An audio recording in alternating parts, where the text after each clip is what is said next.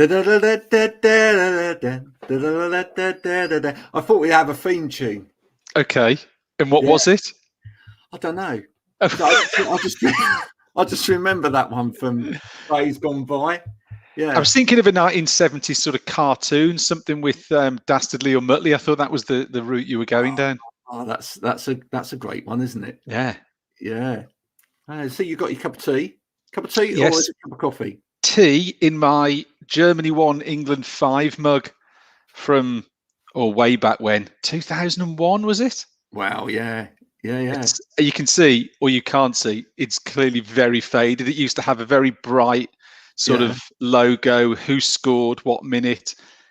Now I can barely make out who actually played in the game, to be honest. So wouldn't that be great if, as you drank it, the scores came up?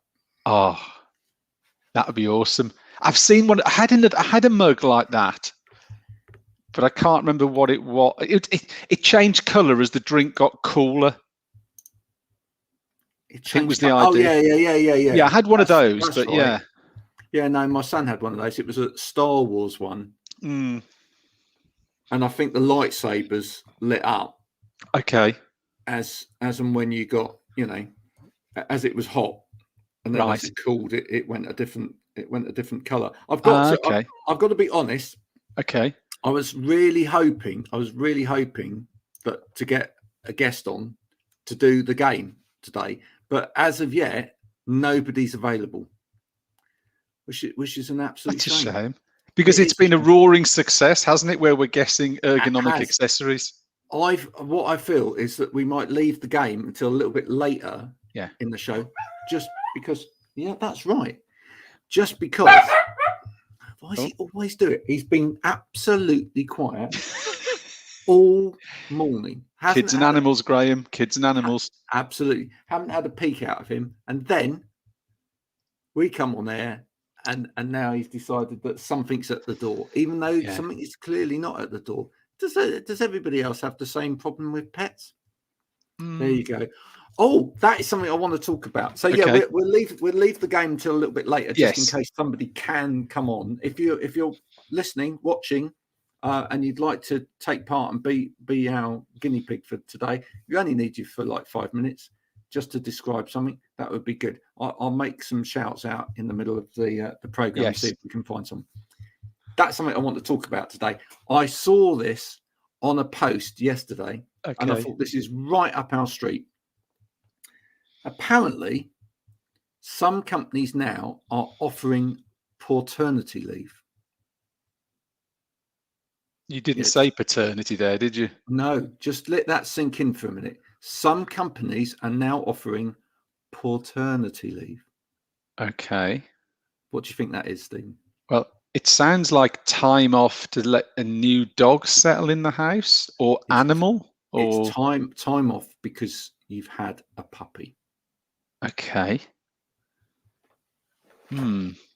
Thoughts on that one?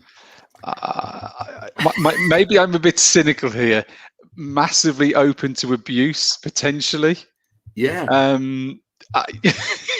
Especially when people are working from home. How would I have any idea if you actually got a dog? You could just borrow your neighbour's dog and go, hey, look, I've had this puppy. See you next Thursday. Well, exactly. Is it only dogs? Does it apply to guinea pigs, cats? Are we being specific here on the type of animal or pet? Well, so far, I've only heard it for puppies. But who knows? Here's my little thing. Okay. Right. What if, and there's nothing wrong with this at all, but what if somebody decided that once a year they were going to have paternity leave because they breed dogs? Now, I mean, once you get into it, so at the moment, this isn't a legal requirement. No. Right? Clearly, some companies, and I think on the post that I saw, Brewdog came out to say that they've started doing it. Okay. With some of their colleagues. But what if, as I say, you kind of then wrote that into the constitution for the company, and once a year somebody within that company who breeds dogs, which is perfectly fine. That's a perfectly reputable thing to do whilst you work as well, make a bit of money on the side, then gets paternity leave for a couple of weeks in order for them to, sort out the puppies, etc. Sell puppies. They're getting paid to get paid. Yeah. How does that sit? If you're a business owner, do let us know what you think about paternity leave. My instant thought, Graham, is it's called annual leave. If you want to have a dog and you need to let the dog settle in, surely that's what your holiday is for. Is it really, I don't know. I haven't said that. Wasn't it National Dog Day or something? I mean, you're a dog owner, I'm not, but I saw a huge amount of posts, whether it was on Facebook or LinkedIn or whatever, when those systems were actually working this week with thousands of pictures of dogs, etc. Is this someone just trying to sort of cash in on, something else that's been going on and sort of get it hooking on the back of it to try and get a bit more attention for their brand? Or do you think it's a genuine, real offering? I don't know really. I mean, at the end of the day, I should stop saying that thing. I get told off by Odessa all the time for saying that. That's at the end of the day? Yeah, that's my saying. That's my little saying that I just keep coming out with. Yeah.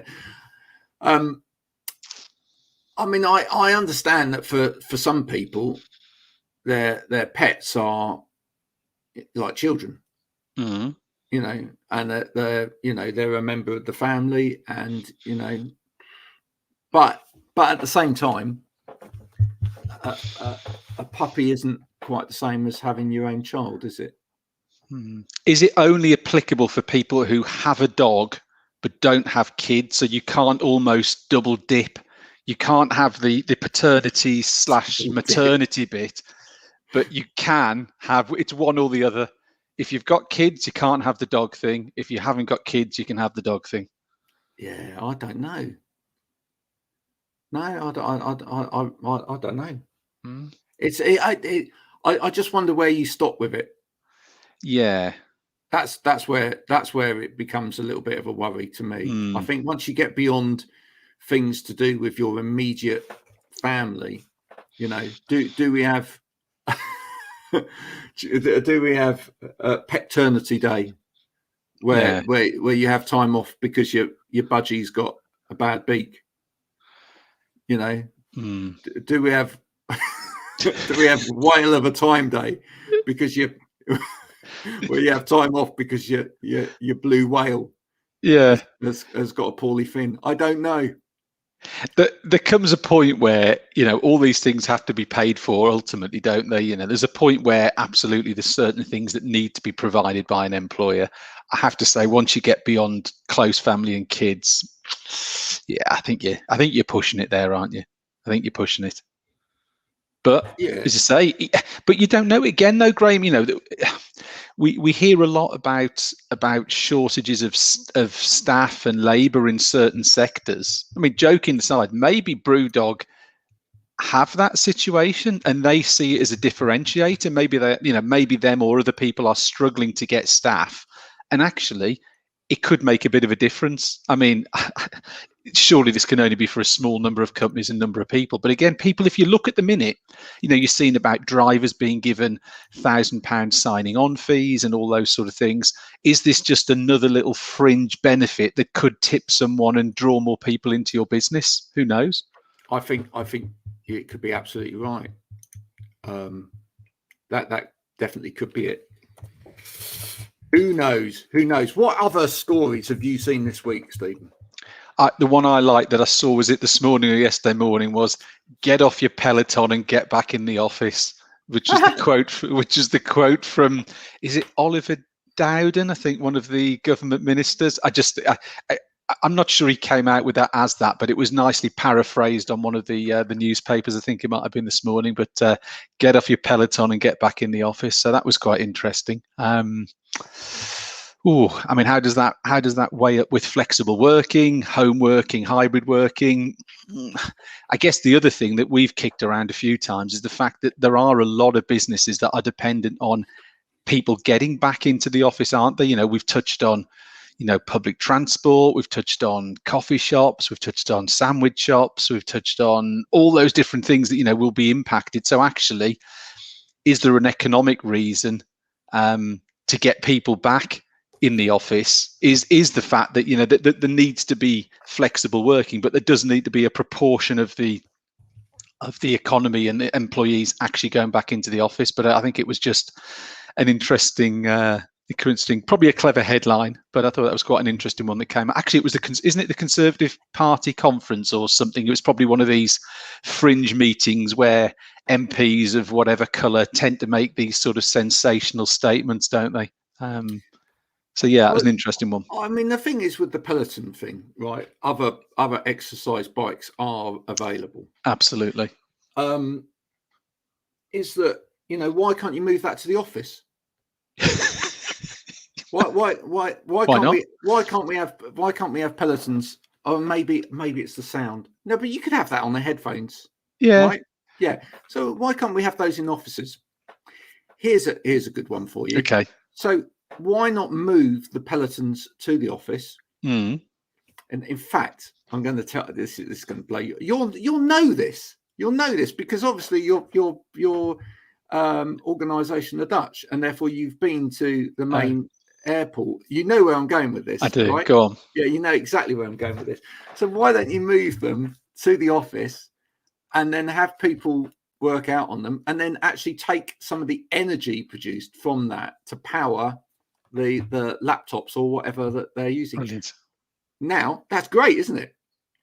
That has an environmental thing. Now what I'm thinking of there is, am I not right in thinking that in Amsterdam's airport, which is Schiphol, is that right? Schiphol, yeah. Airport, yeah. There are desks where you can sit and cycle. Yeah. And it powers your laptop. Yeah. I don't know about the powering laptop bit, but there definitely, I have seen bikes that have. There are definitely desks that have. You're almost pedaling and working at the same time. Brilliant. Yeah, it does. It does power you. It powers the socket.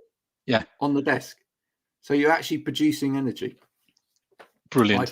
I think this could be the future. We haven't seen that at Clerkenwell yet. Maybe yet. Yeah. Maybe it's there for next year. I mean, I know that Mr. Guy Osmond has in his office. He has a treadmill desk. Yes, I think he does. Yeah, I think he does. So yes. maybe we can see. Maybe someone like Guy or someone can start a little revolution. Or we get Guy on the show. Yeah. On his at his treadmill desk. At his treadmill desk. I think it's a great idea, and I'd love to see how we can create some kinetic energy. Yeah. From movement in the offices. If we could really get into that idea of let's encourage people to move a bit more, and at the same time, make some energy. That would be great. That would actually help with the whole energy crisis that's going on at the moment. Yes. Think about it. Perhaps we all just need to move more. Now, actually, before you go on, the one that's come in my mind there for some reason is the petrol crisis, which obviously is reduced considerably since we spoke last week. But I've got an image back to the Flintstones where the car used to be powered by them running underneath the car. Do you remember that? Yeah, absolutely. Now, clearly that's not very practical, but the first thing that came to mind there was energy, was actually people forget the motor on the car. Let's just run and let's just power the car that way instead. Well, yeah, exactly. Just strap the car over your shoulders like they did on the Flintstones. Yes. Lift the car up and run with it. It reminds me of another thing that's happening this week. Do you know what week this is this week? No. Oh, hang on. Yeah, you do. You do. I was about to say no. Go on. Go on. It's to do with your back, isn't it? It is to do with your back. Is it back Wellness Week? Is it called back awareness or back awareness? It's Back Awareness Week. Yeah. So this is a week where people like physiotherapists in particular are really trying to make employers aware of just how sedentary a lot of people are in the office, and that we need to get moving, and that we need. So it all ties in lovely with that last conversation. Yeah. Bring the pelotons into the office and have a bit of, get a bit of moving. The other opportunity that comes alongside Back Awareness Week is that we are heading towards, obviously, that time of the year where all of the charity things happen, like Children in Need, etc. Mm-hmm. Why not? Here's a great idea for any of you employers out there. Why not kill two birds with one stone, or preferably don't kill anything, but actually save something? Why not try and do a challenge in your office where you get your staff moving a bit more, but actually raise money for children in need at the same time? There you go. What sort of activities could we do in the office to, I've seen some lovely videos over the years of races down the centre with chairs. With chairs. You can't. Is it like a chair Grand Prix or something like that? Chair Grand Prix around the office. Yeah, that'd be awesome. Yeah. What else? Look, a lot of sporting events have been missing from the calendar in the last 18 months. Let's bring them all back in the office in 1 week. So we've got baseball. Grand Prix baseball. How do we do that? I don't know. I'm just thinking it could get a little bit. I can see health and safety being all over that, can't you? They might be a little bit concerned about some of these ideas. I don't know that that's going to work. No. Obviously, if you've got the desks with the screen dividers between them, there is an opportunity there for maybe sort of a form of badminton or ping pong ball over the top. So that would kind of work.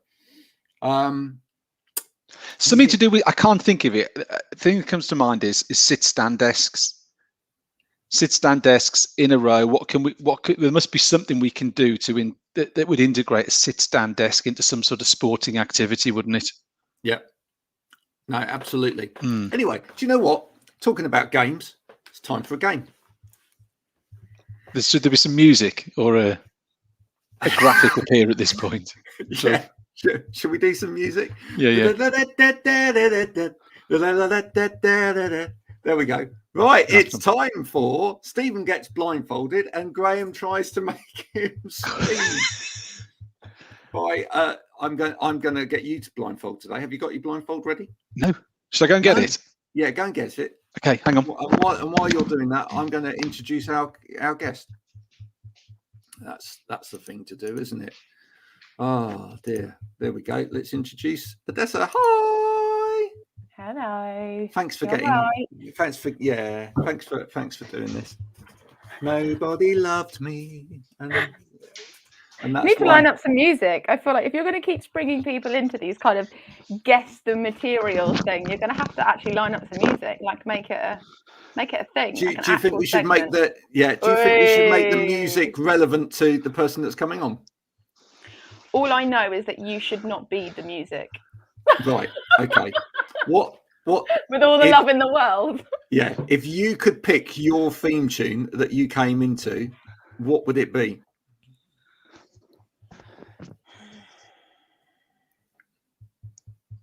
I'm going to have to think about that one. I don't know.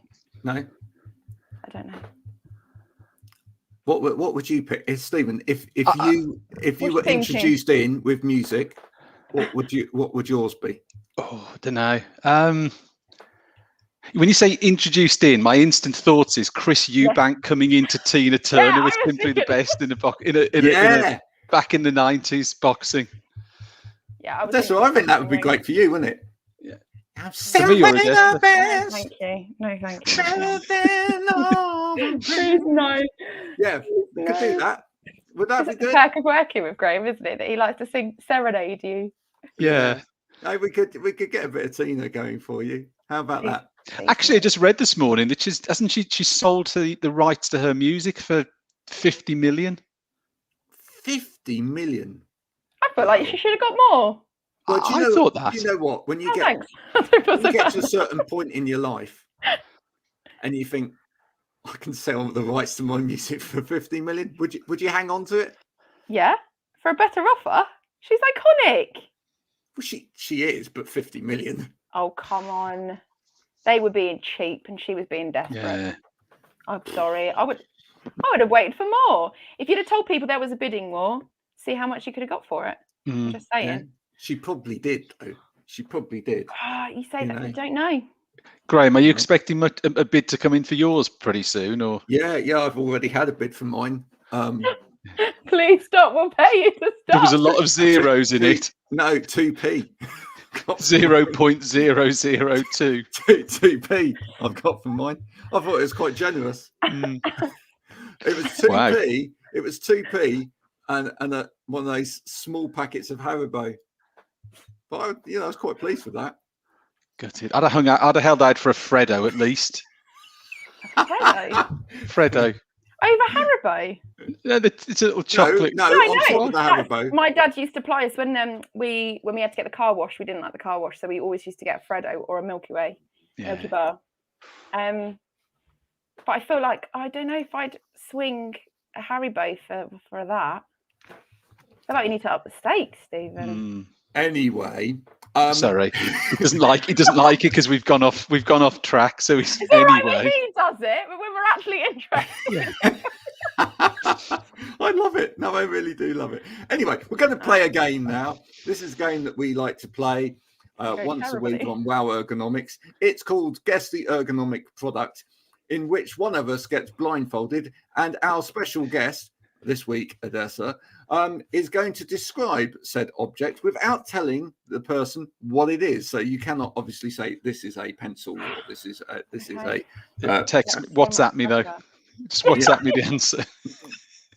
Because you have to do it like Morse code in his pocket. Because I am blindfolded. So because he's brilliant at Morse code. Anyway, so he's going to put his Sutton Coldfield scarf on. Yeah, get the letters in the right place. Does he need to tap in case he suffocates something? I feel like this is a full face covering going on now. If you run out of air, just wave. Meanwhile, the dog's making sure that you're not cheating. Is he cheating? I'm not cheating. Trooper, make sure he's not cheating. Great, put down the dog. Well done. And when he says one of us gets blindfolded, it's basically me every week. No, I've done it. Oh, you did once. Time, wasn't it? Yeah, I've done it once. Maybe I'll do it again. Right. I'm now going to bring up said object. That wasn't me. That was the dog. And then, Stephen, you can ask your first question. Right. Here we go. Are you asking or am I describing? What would you like? Stephen will ask you a first question about this particular product. Okay. All right, I'm with you. Okay. What material is it made from?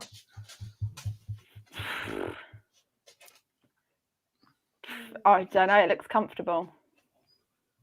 It looks comfortable. Okay. Would I sit on it? Yeah. Well, I don't know. You're asking the wrong person. Graham, stop making faces. It's not helping. The idea is you don't know what it is. Is it? I clearly don't. Okay. Is it big or small? Big.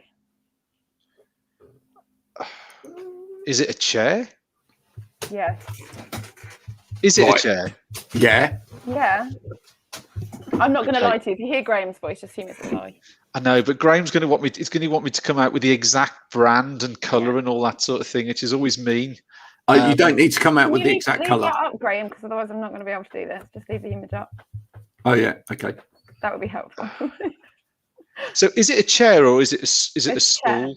It's a chair. Yeah, it looks like a chair. Yeah. Ooh. Is it the Capisco chair? Oh my word! How did you do that? Because it does look like a method of torture. Like, are we putting the arms back like that? Are we just reclining? Is that just... It's a great chair that you can sit on normally and then twist it round, and then you can sort of... Would straddle be the correct word? Ooh. Yeah.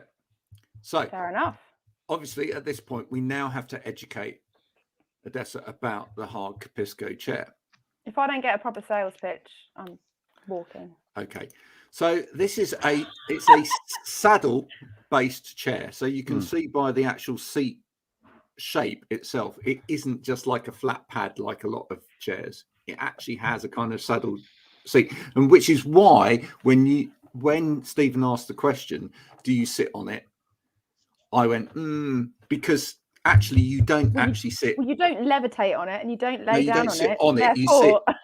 You actually sit into it in a way, because actually you straddle the seat. I mean, that's right. A bit of a trick answer. Most people see a seat, they think you sit in it. Well, it is.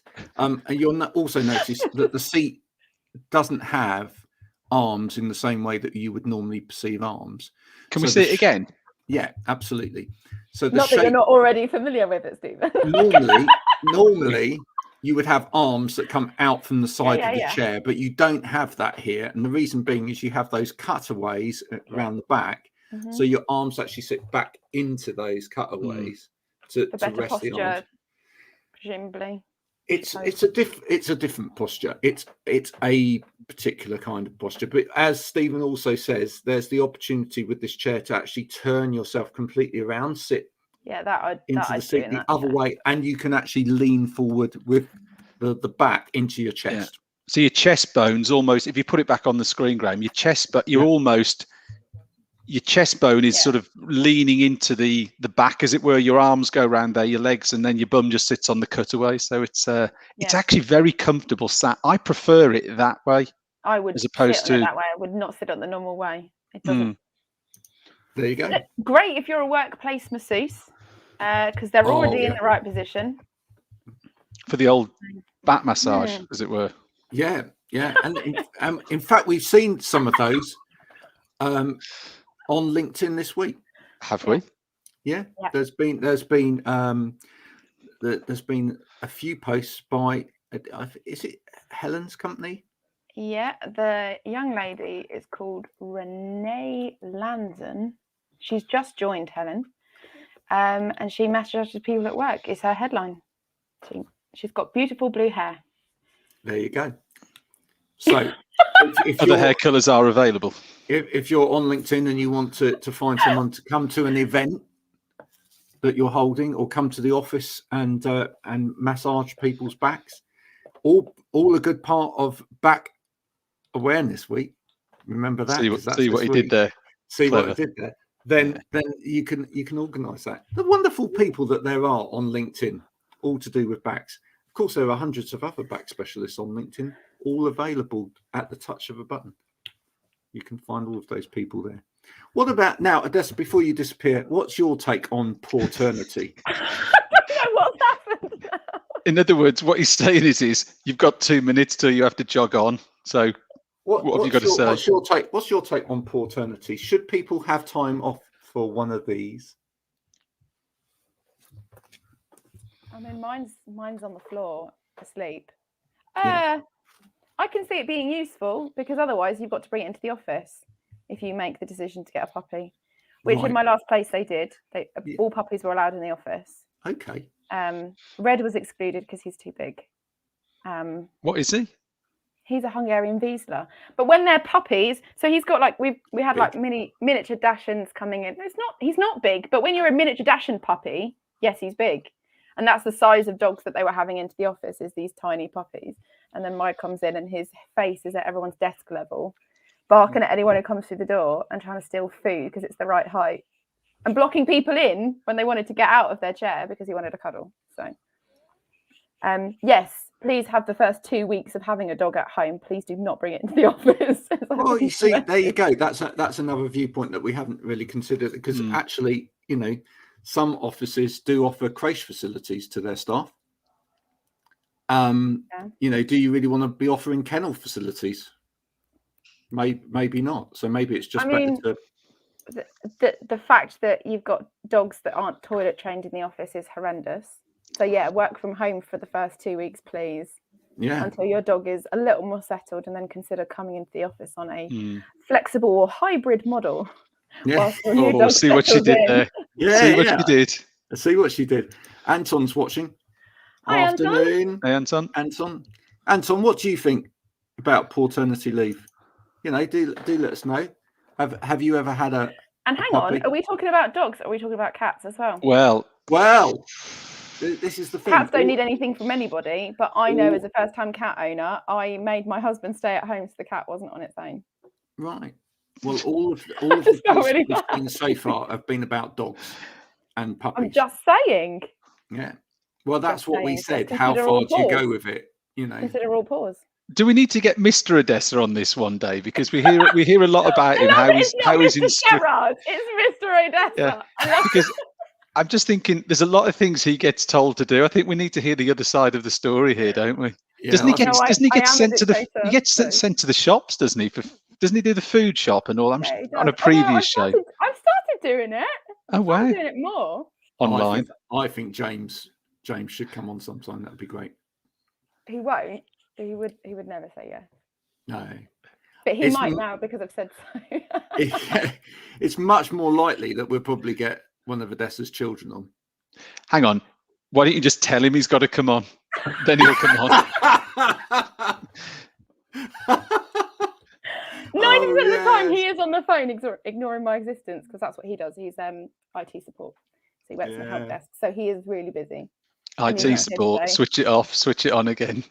Surprisingly, yes, a lot of the time. Standard.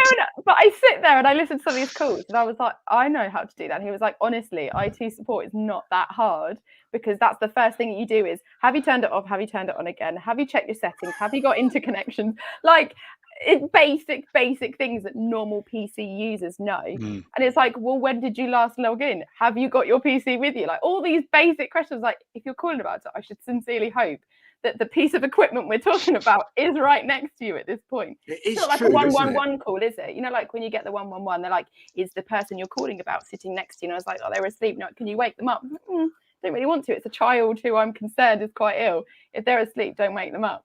You do realise we're now going to get a whole load of really angry IT support people on the phone saying, do you realise it's much more complex than this? You won't. There's no way that I actually just sit there. You're too busy playing golf. Yeah. Yeah, the account managers are. Oh my word! No, they're too busy, and they're not on LinkedIn, are they? Most IT support aren't on LinkedIn either. I don't know why. I did do a search for some recently. I went to a networking meeting with one the other day. But are they on the help desk, or are they further in the company? No, it was his company, yeah, and he runs the help desk. His company, he runs the help desk. Maybe that's what people need to look for, is a company where it's the person who's there all day long, sitting there answering calls, going, have you tried turning it off and on? Have you tried holding your finger on the button for more than 5 seconds? Some of it though, I sit there and I'm like, do they really need help with that? And he was like, yeah, they don't remember passwords. You need to talk them through the whole process. And you're like, I don't clearly have the patience for a role like that, because he was like, right, now click on that. No, not that one. The icon looks like this. It's in the shape of this. You'll find it next to this. And I'm like, if they haven't got it, I'm just going to go to the next person until he's found what you're looking for. Because if you don't know how to check you've got internet connection, you probably don't have any. Just ballpark guess. It does raise, you don't know what it looks like. It does raise some really interesting conversations, stroke issues. I mean, you say interesting, but no, like it does. I'm just filling my 2 minutes before you kick me off. Yeah, true. But it does. It raises some interesting conversations about, do businesses really onboard people properly when they come into a business in terms of the technology? Because if they did, would they actually need to spend so much money on IT support? I've got a feeling tomorrow's poll has just been told to us. Yeah, maybe. Because really, if you educated people properly and you taught them how to use that software properly and taught them how to use the hardware software properly, then they wouldn't need to be on to IT support to ask silly things like, I don't know where to find it on the screen.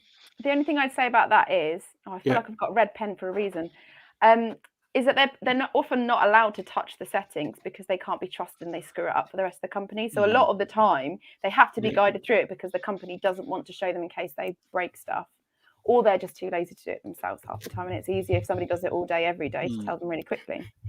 I think Anton's just answered all of our questions. I've done IT support myself. It's great fun. Where do you think he's from? I don't know. It's just the way he's written IV, like IV. You know, intravenous. Yeah, intravenous done IT Intravenous support. IT support. It's great fun. It's great fun, apparently. Yeah. I don't think I've ever heard anyone in IT say it was fun. Well, maybe like it is, because maybe the people in IT support just sit there laughing at everybody. They go, "Did you have one on that call?" He does have some really nice chats with his colleagues. I have heard, but he does actually work in a really lovely team. He's very lucky. There you go. Yeah, maybe it is a lovely. He's lucky on multiple levels. I really hope that you mean that in the way that I'm going to take it, and I'm going to take not in others. And not in others. Everyone makes a choice. You can't say how those choices turn out, whether you regret them. So, Odessa, before you leave us, my friend, what does the rest of your day have in store? Well, it looks like I'm writing some emails for you later. Yeah, that's true. I've got some calls, maybe no calls. It's difficult to say. I did have a lot of admin when I checked it this morning, and a lot of phone calls to make. We've got an onboarding happening soon. Yeah. We've also got an event or something happening as well. Do you remember that one? Yeah. Yeah. Which one would you like to talk about? The one where I chop all my hair off, or the one where we get everyone in the room? I want to talk about hair. Both. I want to hear about the hair one. I definitely want to hear about the hair one, though. Okay, where would you like me to start, guys? I mean, well, near the top. Well, actually, isn't it near the bottom? No. Let's do it dramatically. Just go. When you have it cut, this is a very good question. When you have it cut, are they going because they need to take the hair? Are they actually starting near the top? No, you tie it in a ponytail. So you tie the hair back, and then they cut just above the hair bubble. So you have to do a hair bubble. Yeah, I'm reading this one. Bobble at the top, bubble in the middle, bubble at the bottom, and then they just chop above the top one to keep it all together. Because you see, I'm having it all off, Stephen. This is not. How are we talking? Are you going bob or? We're talking pixie cut. We're talking like skin fade one side because my friend sponsored to do skin. Yeah, because it's not just the fact that she's having her long hair cut. She's going to cry now. Not just the fact that she's having her long hair cut off. It's the fact that the hair is being used for a wig as well. Okay. So it's not just a case of snip a little bit off the bottom and just you say stop when you feel uncomfortable. It's going. Oh wow! Okay. It's going. All of it. Yeah. Yeah. I've never had it that sharp. I'm really nervous now. Well, look, when is this? When Stephen's had his done on the 20th. On the 20th. It's not the same, Graham. I'm just going to ignore that. No, you didn't see Stephen before. It was down here. Okay, but I mean, Rapunzel. Yeah, no, it's going to be quite a thing. Is it? Is it be live on LinkedIn? We're going to broadcast it live on LinkedIn. We are indeed. Yeah. Using all the powers we have at our disposal to get as much exposure for the Little Princess Trust as possible. And where are we at, money raising wise now for this? I think we're 1,400 roughly. So we're aiming for 2,200 because each of the wigs that they make costs about £550. So we raised the £1,000 initial target within 3 weeks, and I still had 4 weeks left. So I raised it. So technically we should be able to pay for 4 wigs to be made for children and young people who are undergoing cancer treatment and hair loss conditions. Yeah. Great cause. So it's going live. When's the date? 20th of October. 20th. So just before the networking event. Yeah, just before the networking on event. The 25th. On the 25th. So there's a networking event on the 25th. On the 20th, there will be the great haircut. I actually think we should do some live beforehand as well and a bit afterwards. So we're not just a haircut. Like all great charity events, we need a bit of build up to it in the morning. Like you had normally with the London Marathon when they come on at 6 o'clock in the morning and start building you up. So, the streets are getting really busy now with people. Look at it like that. I don't think anyone's going to join with their duck outfits on. What? No, they will. We'll find some really entertaining things, sort of preamble things to get going, and we'll have a proper sponsorometer as well on the box so that people can see. I mean, I know, Graham, that we're really busy coming up, so I'm just wondering when you're going to find the time to do it. I'll make it out of cardboard tubes and sticky back plastic. Yeah, don't worry. But yes, it's all coming. It's all coming off. They're taking the whole length off, and then it will just be a little bit in the front, and then it's going to be buzzed. Basically. And how long do you think it'll take to grow back to where it is at the minute? Like, I don't know. I haven't had a proper cut in about 7 years. Oh, yeah. I did have a cut about 5 years ago, so I took like that much off, but it's been untouched the last 5 years. Do you have any? Did you have any photos of you with a short haircut? No, because I was really fat at the time, so I'm not going to show them online. Okay. But thank you very much for the offer. But no. Well, no, I'd had my first kid, and everyone just looks horrendous at that point, and short hair does not suit me. So that's why it's a very charitable thing that I'm doing. Because do you know what I think we should ask someone to do? And I'm thinking, and I'm going to try and contact him afterwards. Dave Officer, who's brilliant. Have you seen Dave's work on LinkedIn?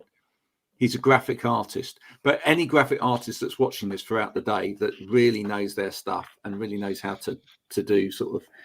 Where are you going with this? I would love to see a picture, because you've got a photo of the haircut that you want to have. Yeah. So I'd love to see someone with their, their Adobe skills actually superimpose the new haircut onto you now as a photo, so that you can get an idea of what you're going to look like with the new haircut. But what if that really, she doesn't want to see that? And then the whole thing she bottles it. I think it would be great, and I think it would be a real encouragement to those people who are spending money. Yeah, I think that would be great. I will do it. No, a lot of people have said they're not donating until they see me cut it. Really? Because they want to see how short it's going to go. Because I think everyone's like, so cool. I mean, I've already chosen. It's all coming off. That's it. If I'm going to do it properly. So yeah, there you go. So if you're around on the day, Stephen, maybe we're you can come on with some of the preamble stuff. Raising the money. That would be good, wouldn't it? That would be good. Count me in. Looking forward to it on the day. Trooper will be there. Yeah, go Odessa. It's going to be good. You're not a very good ventriloquist, Graham. I saw your lips move there when you said go Odessa, and it was supposed to be the dog. Oh well, probably as good enough for Butlins. Maybe. Odessa, I'll see you later. Yeah, a few Odessa, times, probably. see you later. Bye, Steve. Good luck. Bye.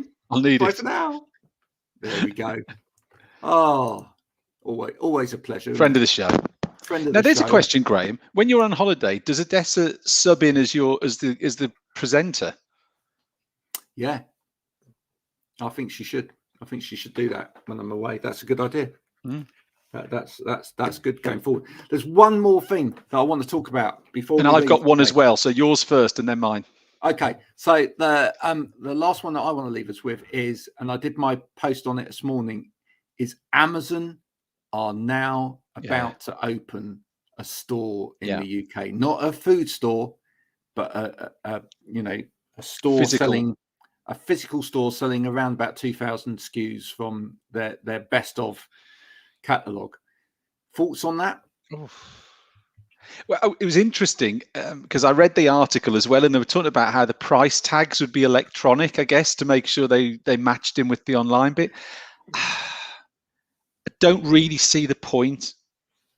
I'm trying to think, if you can get delivered free next day and you're working at home, why would you make the journey? If you're going to be out and about, they've got these locations where you can get it delivered to and pick it up.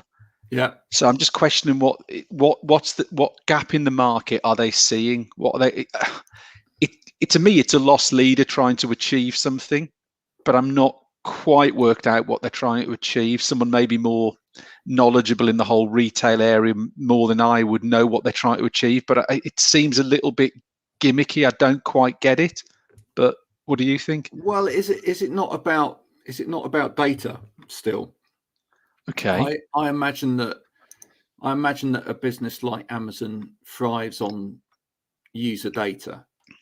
And the one thing that you get with a physical store is that people physically see the products. Yeah. And therefore you get some instant sort of tactile feedback about products that you potentially don't get with the online experience. Maybe they can feed off of that data. Yeah. And use it to enhance the online experience as well. Yeah. What I asked, and this was the interesting thing, and I'll tell you where it's at the moment. I said, because I always like to turn these things.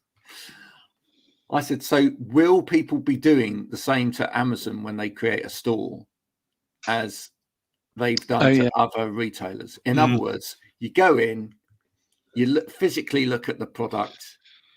You waste someone's time in the store for 20 minutes, and then you go and price check it online to see if you can buy it cheaper, and then buy it online. 59% have said yes, they will. Really? Yeah. Because to me, what I wondered was, did Amazon think that because it's Amazon and people assume that Amazon's price point are pretty good, and actually they probably will pick things that are good price point wise on Amazon, that most people are going to go, well, that you're not going to get that cheaper online because Amazon, you know, dominated the market in that particular area. So I'm not going to price point check it. 59% of people said no, they will. So they're going to Amazon. Yeah. Interesting. That's interesting. And actually, what will be really interesting will be to see how many people price check against Amazon. You know, how many people are going to go in? I mean, you could say, well, it doesn't matter. They've sold it either way. But ultimately, you're paying out for staff and you're paying out for, you know, rent and rates and whatever else. You've got to recoup that somewhere. Are people going to go in and price check it and still order it online? Yeah. Wow. It's really interesting. So that whole culture of online price checking, I think, you know, it's what's killed a lot of local business, you know, because ultimately their costs are higher. You know, they're never ever, you know, in majority of cases, they're never going to be the cheapest, but what they're adding is value, isn't it, from service and the local economy? Yeah, I think the grand question that we should all ask ourselves is how can we stop that mentality? How can we turn it back to understanding that the physical experience is worth actually paying more money? Yeah. No, I agree. There you go. That's the interesting one. What was yours? Quickly. Mine was quickly. All these sort of mocked up adverts and things you've on the back of the petrol crisis about beer crisis coming here. I don't know if you've seen, but one of our friends from the ergonomic trade has put one on this morning about there's a shortage of laptops. Did you see that one that someone put? But interestingly, it was just the fact that someone in our sector had cottoned onto that, but also it was done with a picture of Boris sat at a table using a laptop. I think it was a MacBook, wasn't it? But again, no stand and keyboard and all that sort of thing. And I just thought it was really interesting. It's something we've touched on this show, isn't it? About how, whether it's the furniture sector or people showing offices or whatever it is, they never ever show. They always show a laptop flat to the desk. And it's really interesting that someone sort of, I think it was Nick, hasn't it, who's cottoned on, and a nice little post that he's put that I thought was really, really clever. But again, that whole mentality of, after everything we've gone through with hybrid working and home working, you've still got people pushing out pictures and literature with products being used incorrectly. It still happens, still goes on, doesn't it? And I think actually it's quite irresponsible from a government point of view. Perhaps I need to try and get Boris on to talk about it. But at the end of the day, you know, your prime minister should be showing people how to work correctly. Yeah.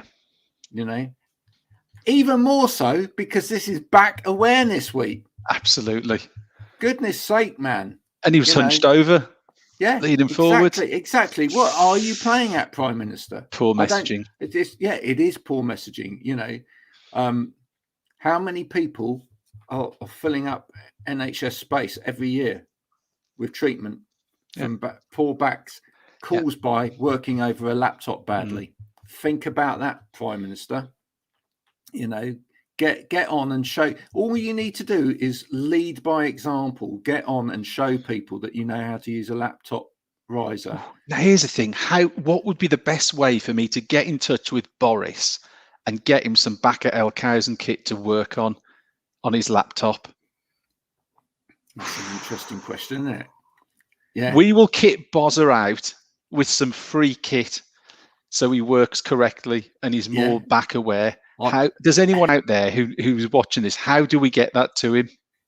So yeah, if you're connected to Boris on LinkedIn.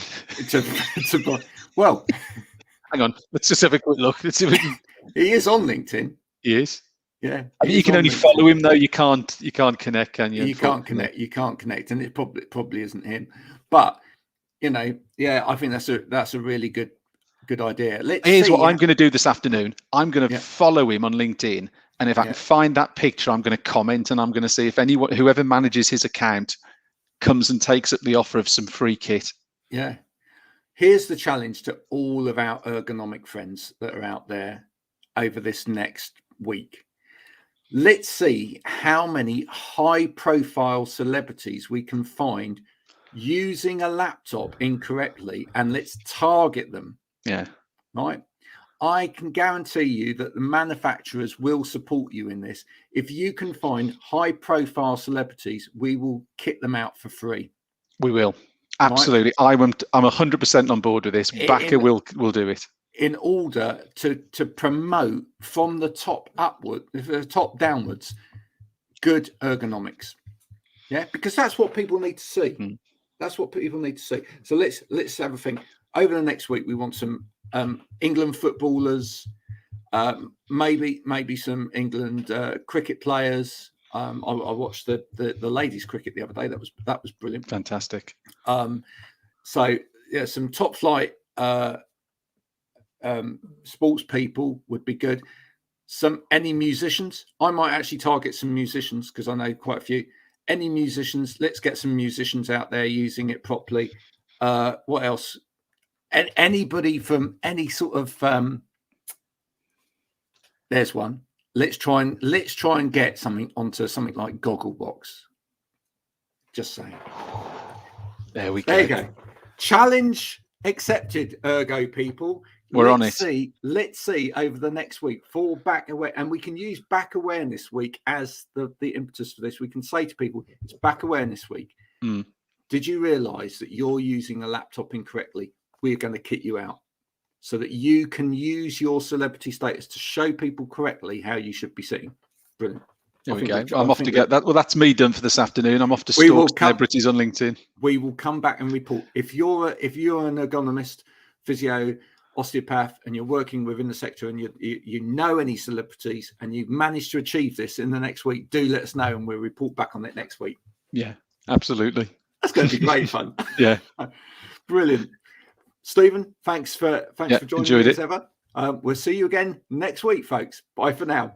Cheers. Bye.